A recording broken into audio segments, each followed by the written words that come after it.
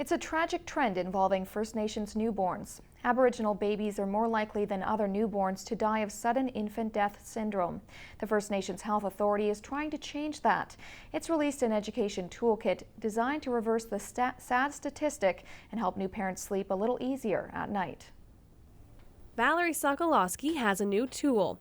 As a public health nurse, she'll be using a new information kit to help reduce the risk of SIDS, which is sudden infant death syndrome, which is basically deaths that we don't know what's caused them. They're unexpected, and it's usually under the age of a year. The First Nations Health Authority released the education package. It's especially relevant for Aboriginal babies, who are 4 times more likely to die from SIDS than other newborns. The risk factors sometimes are a little bit higher, and it's not that the knowledge isn't there. It's oftentimes the resources might not be. Midwife Karen Gerlach says the toolkit will be useful to address the culture aspects that play into the higher rate, including smoking, bed sharing, and overheating.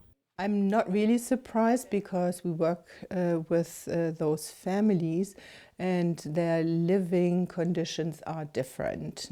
So it's not really a surprise because information is one thing, but overall health is another factor in it.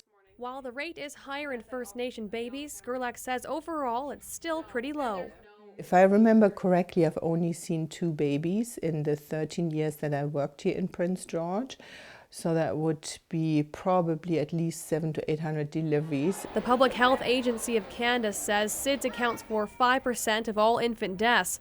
There's still no known cause, which can make a devastating situation even worse for grieving parents. Obviously, they're looking for answers, and there's often not answers for them. Taking tips from the toolkit could help parents avoid their worst nightmare.